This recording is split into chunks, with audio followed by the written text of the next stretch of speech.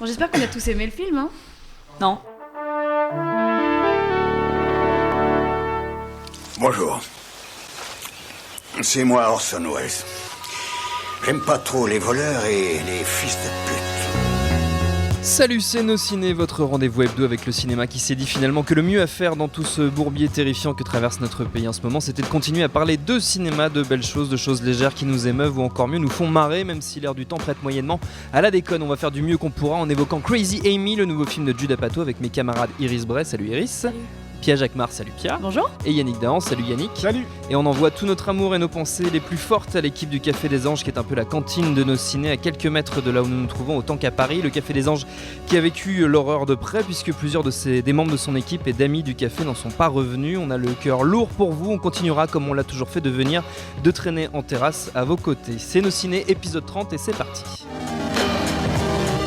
Monde de merde. Pourquoi il a dit ça? C'est ce que je veux savoir. Ouais, monde de merde, tu l'as dit. Heureusement, cette planète n'est pas peuplée que de tarés homicides. Il y a aussi des gens qui font des chouettes choses. Et chouette, c'est un qualificatif qui, je trouve, va très bien à Crazy Amy, le nouveau film de Judd Apatow avec Amy Schumer en total roue libre, en sparring partner l'excellent Bill Hader, mais aussi Tilda Swinton, Colin Quinn ou encore LeBron James, le basketteur pour un featuring qui frise le merveilleux. When are you going to come to Cleveland? I'll come when I have the time. I just don't have the time right now. I'll come when I have the time. I've just been really busy. You visit me in Miami all the time. Yeah, but that's Miami. I mean, What's the difference between Miami and Cleveland? It's the same. you're right, it's the same. Exactly. Nos trois amis autour de la table ont vu Crazy Amy, mais qu'en ont-ils pensé? Pia. Moi, j'ai adoré. Ah, très bien. Alors, j'ai trouvé ça bien écrit, j'ai trouvé ça beau. J'aime beaucoup la lumière, j'aime beaucoup Amy. Et là, surtout, mon petit coup de cœur, c'est que quand on enlève toutes les couches, c'est-à-dire la comédie romantique, tous les messages, etc., à la fin, c'est vraiment à propos de sortir de sa zone de confort, de plus être spectateur, mais acteur de sa vie, quoi qu'on en fasse, pour des choses aussi intelligentes que stupides. Et je trouve que c'est joli. Voilà, et c'est ce qu'on retrouve aussi souvent dans les films d'Apatow, avoir droit à l'amour, avoir droit au bonheur, etc. Moi, j'ai vraiment adoré. Yannick. Ah non, si, je voulais quand même dire un truc. Vas-y, Allez, je voulais allez, dire. dis-le. L'acteur qui est donc le Love Interest. Bill Hader. Merci. Il est vraiment bon, il est objectivement pas beau. Et j'ai trouvé que dans ce film, il était vraiment sexy parce que ce mec qui laisse sa fille, sa meuf exister, il la laisse être folle, il l'accepte comme elle est, etc. J'ai trouvé vraiment sexy. Voilà. Yannick. Est-ce que tu as trouvé Bill Hader sexy? Bill Hader, je l'avais plus sur les stand-up et tout ça. Donc, moi, je suis un fan inconditionnel d'Apatow. Je trouve que beaucoup l'ont considéré comme étant le porteur du renouveau de la comédie américaine. Et je pense que ça lui va très, très, très, très, très bien. C'est un mec absolument brillant, intelligent, excellent metteur en scène et complètement à contre-courant de toutes les formes de dogme. C'est d'ailleurs ça qui le drive. C'est quelqu'un de profondément humain. Faut pas oublier, on en parlera après probablement, que c'était lui aussi un comédien, c'était sa volonté en tout cas au départ avant de se mettre à écrire. Tant mieux s'il s'est mis à écrire parce que c'est lui qui a quand même porté. Il n'a pas écrit ce film. Il n'a pas écrit ce film-là en particulier, mais il a beaucoup écrit. Et donc, c'est un mec qui a apporté énormément de choses à énormément de comédies américaines. Je suis pas d'accord, mais bon, ça c'est mon opinion. On en parlera après. Quant à Crazy Amy, pour moi, même si le film est un véhicule pour la fameuse Amy, et même si ce n'est pas lui qui a écrit le scénario, il n'est pas allé la chercher pour rien. Il est allé la chercher par rapport à son histoire, il est allé la chercher par rapport à sa sensibilité, il est allé chercher par rapport à son discours. C'est lui qui a fait cette démarche, c'est lui qui lui a demandé d'écrire le scénario. Ils en ont néanmoins beaucoup parlé, donc je pense que même s'il ne l'a pas textuellement écrit, ils sont quand même tombés d'accord sur énormément de choses, et que finalement, comme dans beaucoup de films de Judd Apatow, ce que je trouve extrêmement puissant, outre le fait qu'il pousse les potards systématiquement dans le grinçant, dans le politiquement incorrect, dans le subversif, on emploie les termes qu'on veut, c'est surtout cette incroyable capacité à mêler le drame et la joyeuseté, si tu veux, la comédie entre guillemets. C'est des termes de cinéma. Ce que j'aime moi là-dedans, c'est que c'est des personnages de cinéma, c'est des situations de cinéma complètement fantasques par moments, qui vont très très loin. Je ne peux pas, comme on en parlait tout à l'heure avec Stéphane, m'identifier littéralement au personnage de Judd Apatow. Par contre, je m'identifie énormément à leur travers, je m'identifie à leurs émotions profondes, je m'identifie à la vie qui en transparaît, et à la profession de foi qui anime tous les films de Judd Apatow, qui est une profession de foi certes par moments libertaire, mais toujours fait avec une extrême intelligence, c'est-à-dire cette capacité qu'il a de parler de choses extrêmement dures sans en amoindrir la douleur qu'elle présuppose, mais en tout cas arriver à en rire et arriver à remettre tout ça en perspective. Je trouve ça absolument incroyable, le fait que le film soit clairement inspiré de la vie de l'actrice. Malgré tout, j'ai eu l'impression de voir Funny People, j'ai eu l'impression de voir certaines choses de On Clock Mode d'emploi dedans, avec en même temps un vrai cinéaste derrière, parce que c'est pas simplement un mec qui écrit et qui capte la vie, qui capte des choses de la vie, et qui va au-delà, mais au-delà de tous les dictats moraux, de tous les dogmes qui nous cassent les couilles. Laisse-moi juste finir, je te laisserai parler après si vous voulez, il n'y a pas de problème. Et cette après, façon par la... je finis juste. Okay. Oui, enfin, on ne se coupe pas, on va essayer.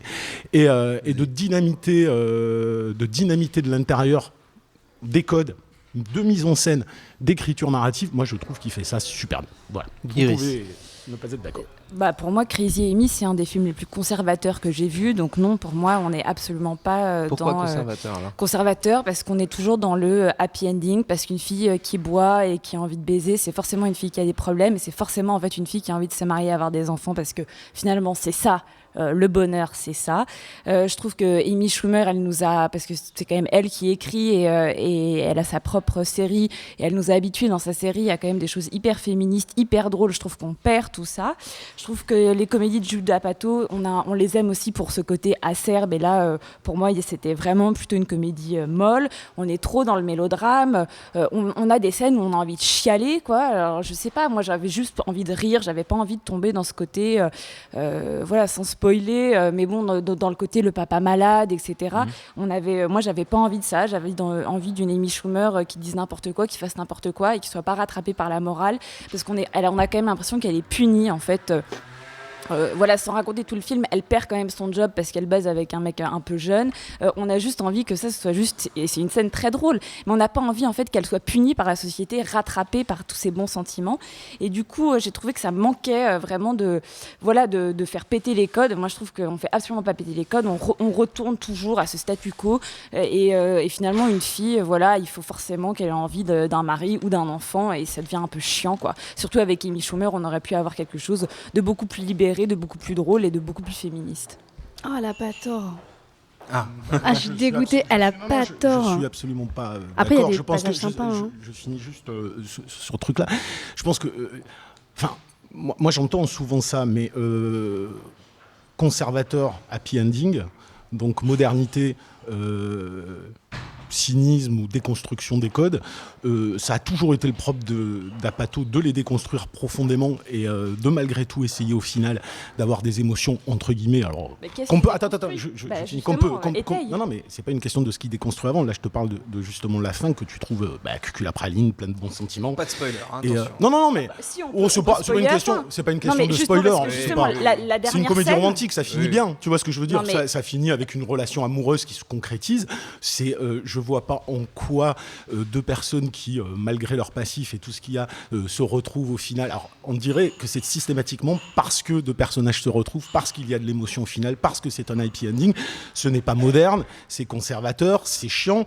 Bon, moi, je suis pas forcément d'accord avec cette façon de voir les choses. J'ai besoin aussi d'émotions qui peuvent être pures de temps en temps, et justement ce mélange entre les deux c'est pas forcément lui demander d'arrêter de s'amuser ou d'arrêter de boire. D'ailleurs, il y a un petit truc parce que tu parles de mariage, faire des gosses, ça c'est toi qui présupposes, parce que ça n'y est pas au final. Si, il lui en parle. Il lui en parle tout de suite. Il veut faire des enfants. Oui, mais elle a pas dit qu'elle allait forcément accepter. Donc c'est une histoire d'amour qui se concrétise. Elle en parle avec sa sœur, et juste quand même, il faut spoiler la dernière scène. Je suis désolée, parce qu'en fait c'est ça qui est le plus rageant pour moi, c'est que dans la dernière scène, qu'est-ce qu'elle fait pour le récupérer, le mec? Elle devient cheerleader, alors que juste elle avait dit au milieu du film qu'elle trouvait que c'était des connasses en maillot de bain qui se dandinaient.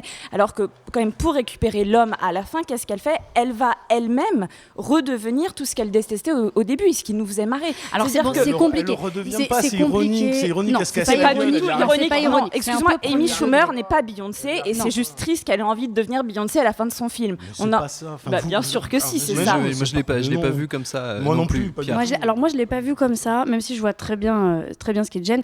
On se rappelle quand même qu'au début du film, elle est vraiment l'archétype de cette espèce de hipster new-yorkaise qui déteste les sportifs. Et puis d'ailleurs, quand elle commence à expliquer pourquoi elle déteste le foot, enfin personnellement, j'ai ricané parce que je pense la même chose qu'elle. Sûr. Et puis bon, finalement, elle apprend à être, on va dire, un petit peu plus tolérante et à prendre des risques plutôt qu'à rester dans l'équipe des vautours qui se moquent des gens. Donc de ce point de vue-là, le fait qu'elle se ridiculise et qu'elle redescende un peu dans la plèbe, on va dire, etc. Pourquoi pas moi, le côté de cheerleader, c'est quelque chose. C'est mon petit problème. Moi, j'adore les cheerleaders, même si je déteste tout ce qu'elles représentent. Donc, mais paradoxalement, je suis quand même d'accord avec Iris. Tu m'as un peu cassé mon groove là. C'est vrai que j'arrivais avec plein de petits papillons dans le ventre, ce que j'adorais Crazy Amy. Je suis d'accord avec toi, je pense qu'une femme, elle peut être acceptée par son amoureux, même en étant une grosse lourde qui boit, etc. Et d'ailleurs, j'ai pas compris la scène où lui fait son discours et il lui pète un câble parce qu'elle est en train de fumer des pètes au lieu d'écouter son discours. C'est alors plus que... parce qu'elle est partie. Ouais, mais à pendant aucun son moment. discours. Ouais, oui, mais bon, elle répondait au téléphone. Je veux dire, moi, j'ai un discours à faire et mon mari répond au téléphone, sinon il se fait virer. Mais je vais pas le faire. Dis donc, qu'est-ce que tu fais là ? Tu vas aller à la maison puis tu vas récupérer les casseroles. Ouais, je pense que c'est l'accumulation qui entre en jeu aussi. Iris, Oui, pour ou le finir. moment un peu maladroitement écrit finalement. Oui, complètement. Ou par exemple, quand son mec lui dit en fait, le fait que tu aies couché avec plein de mecs, ça me dérange, Ah je ouais. me sens en danger. Oh là là, Ouh là là, non je mais me je suis sens en d'accord, danger. ça me fait penser à What's Your Number avec Anna Faris et Chris Evans, grosse référence Wow. cinématographique. Je pensais Où pas la qu'on fille allait en découvre- arriver là. Où la fille découvre qu'elle a eu 20 mecs dans sa vie et en fait elle lit dans un magazine féminin qu'il faut pas dépasser 20 parce que sinon t'es une traînée et tout. Et pendant tout le film, tout le monde se pose la question de savoir si c'est une traînée ou pas. Bon, j'entends tout ce qu'elles peuvent dire et chacun voit les choses à travers le prisme qu'il veut. Moi, de mon côté, certains voudront écouter Iris et n'iront pas voir le film. Ben, moi, je vais intimer des gens d'aller voir quelque chose que je trouve être jouissif de la première à la dernière image, avec énormément de blagues hilarantes, avec une comédienne qui est exceptionnelle, qui est capable, comme la plupart des acteurs dans les films de Judd Apatow, il y a un amour du stand-up. Il y a la preuve que ces gens-là sont des comédiens incroyables qui peuvent te faire passer. Mais c'est un roller coaster d'émotions, le film, pour moi. Hein, ça n'engage que moi. Ça n'engage que moi. On n'est pas obligé d'être d'accord. Et qui me fait passer du rire aux larmes, comme rarement des gens sont capables de le faire. Il est dans un univers fantasque, mais qui est en même temps extrêmement immersif et qui traduit de l'être humain, non pas ses poses intellectuelles, justement, mais ce qui le définit intérieurement. C'est ça que moi, je trouve être extrêmement touchant dans tous les films d'Apatow. Pierre, pour finir. Oui, pour finir, effectivement, il y a des beaux morceaux pour des bons acteurs. On pense notamment à Tilda Swinton. Moi, ce que j'ai bien aimé, c'est le fait que même les personnages qui sont traditionnellement abjects dans ces œuvres-là sont plutôt sympas. La rédactrice en chef, finalement, tu l'aimes bien parce qu'elle n'est pas toute blanche ou toute noire. Et j'aimerais quand même finir sur une note d'espoir. Je pense que la Terre continue à tourner tant que Yannick, il est aussi imperméable à nos arguments. Non, je suis pas, mais vous êtes imperméable au mien aussi. Donc, Pas du tout, peu on t'écoute importe. et on est prêt à changer d'avis. va bien. Petite chose purement cinématographique. Attention, il faut quand même avoir un minimum, pour apprécier d'autant plus, comme beaucoup de films d'Apatow, de s'intéresser au stand-up américain, parce que c'est quelqu'un qui est drivé par ça, qui pousse là-dessus. Ce que je veux dire, c'est que ce qui pourrait paraître comme des longueurs pour des gens sont des hommages à énormément de stand-up comédiennes. Et il y a vraiment cette partie-là, très private joke, dans le film qui interpelle peu ceux qui ne connaissent pas le stand-up américain. Crazy Amy, c'est au cinéma en ce moment et on continue. On continue en s'intéressant à Judd Apatow, non pas le producteur, le chef de bande de toute une génération de l'humour US qui va de Seth Rogen à Jonah Hill en passant par Jason Segel, mais plutôt au Judd Apatow réalisateur, même si les deux sont liés, réalisateur dont la filmo commence doucement à s'épaissir, on en a parlé. Alors les traductions françaises sont épouvantables, mais c'est pas moi qui les fais. En cloque, mode d'emploi, Funny People, 40 ans mode d'emploi, oui c'est comme ça fait le lien. La série Freaks and Geeks dont on entendait le générique à l'instant, et son premier 40 ans toujours puceau.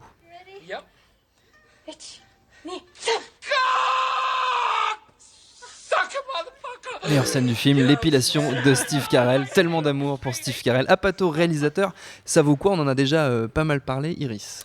Moi j'aime beaucoup en fait Apatow réalisateur, mais surtout 40 ans toujours puceau. Je trouve que c'était vraiment un film hyper drôle et j'avais envie en fait que Crazy Amy soit un peu le versant féminin de ça. On a parlé déjà de Crazy Amy, parlons du reste. Mais du coup 40 ans toujours plus tôt, si on l'a pas vu, il faut le voir et le revoir. Et en fait, ce qui est génial avec ce genre de film, c'est qu'on peut le voir 40 fois et on rit toujours.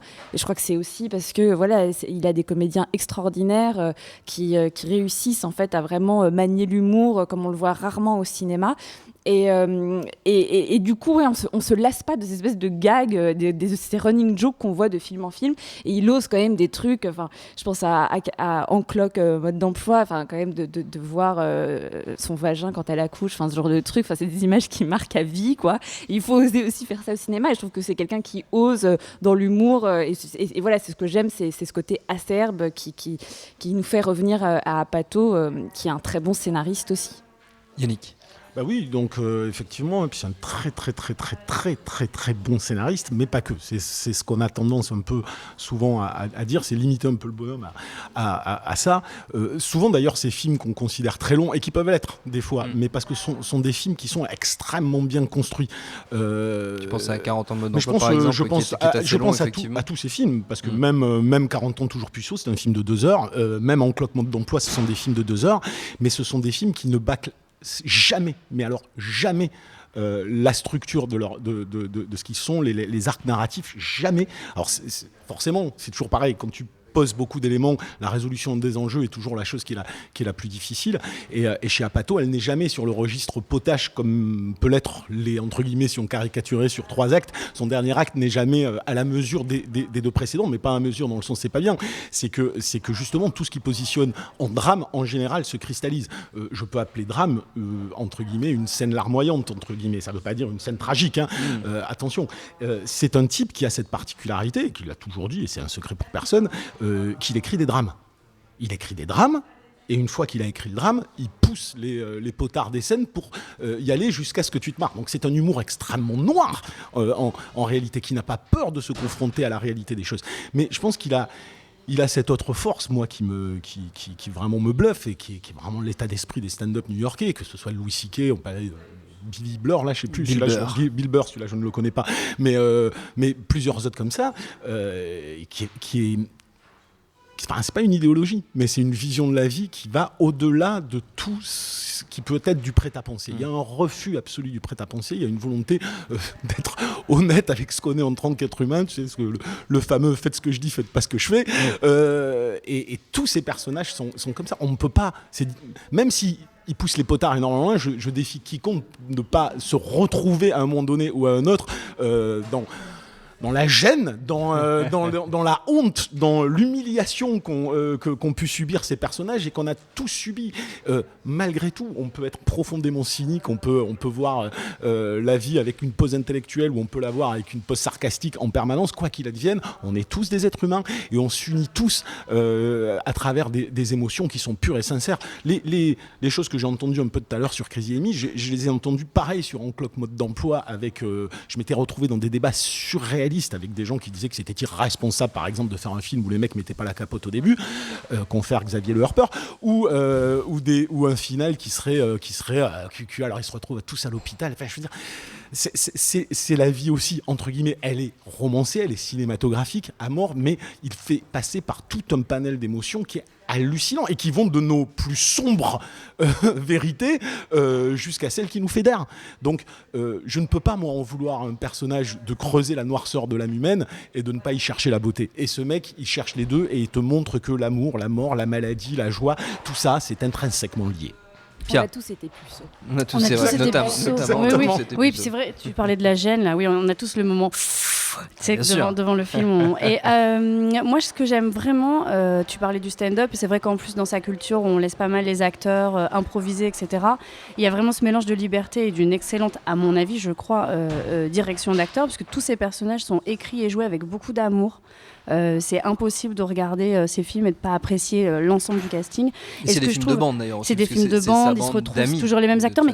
Et puis il y a énormément on retrouve les personnages de En Cloque, mode d'emploi dans 40 ans mode d'emploi. Qui sont d'ailleurs sa propre famille à lui, puisque c'est sa femme et ses enfants. Tout à fait.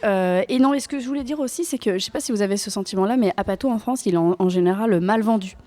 quand Clock Mode d'emploi est sorti. Voir les titres des films. Les titres, les choix de photos des affiches, la façon dont on en parle, etc. Et il y a pas mal de gens qui s'imaginent aller voir une grosse gaudriole ou quelque chose d'un peu lourd, etc. Et c'est toujours, comme le dit Yannick, c'est toujours ciselé au niveau de l'écriture, des situations, des personnages. C'est vraiment des films qui portent, à mon avis, des messages plutôt optimistes. Je vois plus la douceur et l'optimisme et ce qui est positif dans les films plutôt que la noirceur, mais je vois aussi ce que tu veux dire. J'avais été touchée parce que je trouve qu'en regardant certains de ces films, et moi celui que je préfère c'est en Clock Mode d'emploi, presque t'apprends des leçons de vie, c'est-à-dire que justement le couple qu'on retrouve après dans 40 ans, ils sont pas faits pour être ensemble. Ils sont clairement pas faits pour être ensemble, mais ils s'aiment tellement, et c'est ça la résolution de leur arc à eux à la fin du film, c'est que c'est pas grave, ils vont se bagarrer pour rester ensemble. Et puis les deux héros aussi, c'est un peu la même chose. Moi, je trouve pas ça du tout irresponsable, cette histoire de pas de capote. Enfin, moi, j'ai vraiment aimé. Voilà. Quelqu'un voulait rajouter quelque chose? Non, c'est oui, bon. Et puis Yannick, évidemment. Non, mais vite fait, parce que tu parlais de ça, je suis d'accord. Et le film qui a été le plus gros échec d'Apatow, qui était Funny People, traduisait.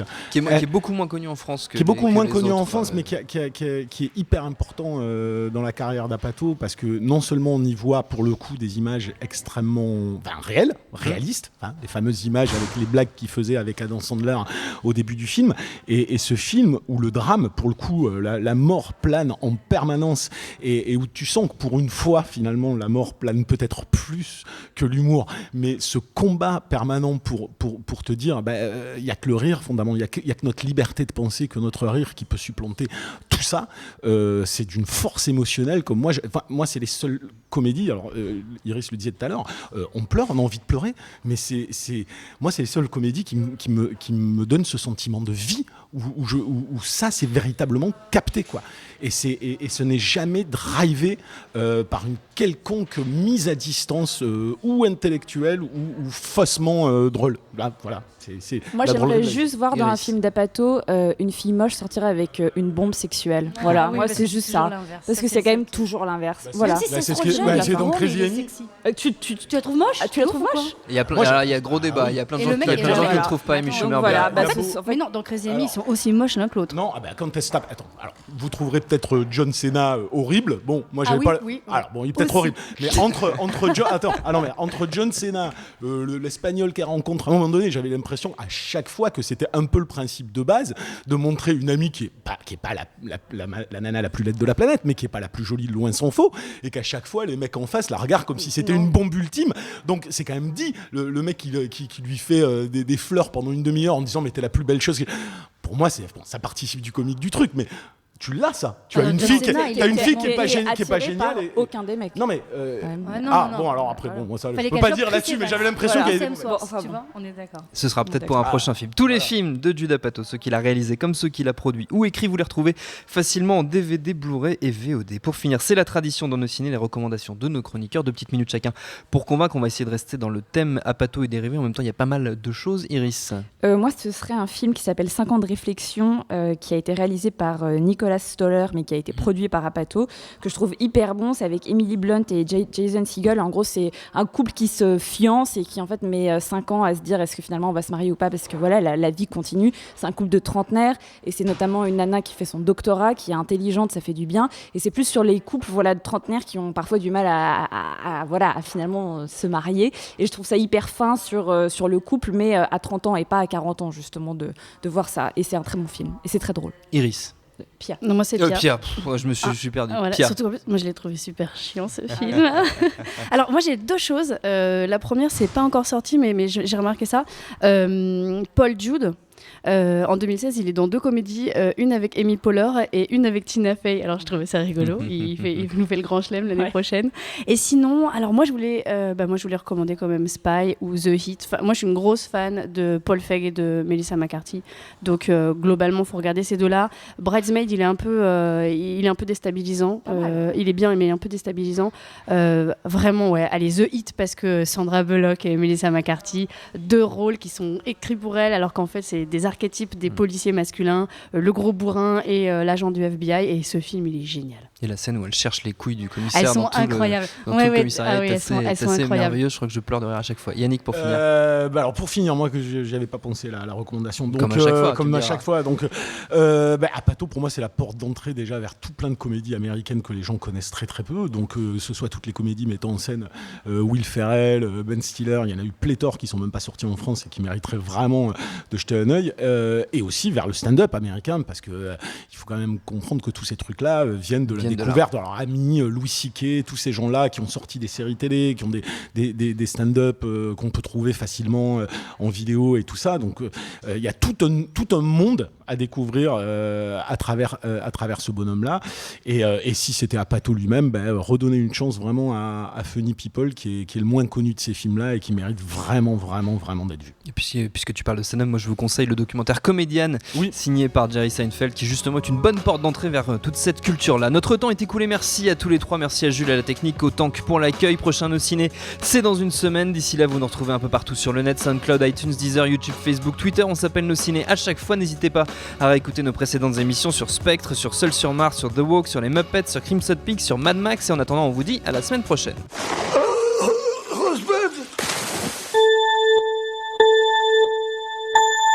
Salut, c'est Jean Z, No Game, c'est votre émission hebdo sur les jeux vidéo qu'on aime. J'adore les phrases des passants, je pourrais les écouter pendant des heures. Qu'on déteste. C'est horrible, les personnes, moi j'ai l'impression que c'est un simulateur de con quoi. Ou les deux à la fois. No Game que vous pouvez retrouver sur iTunes, SoundCloud, Deezer, YouTube, Facebook, Twitter. À la semaine prochaine.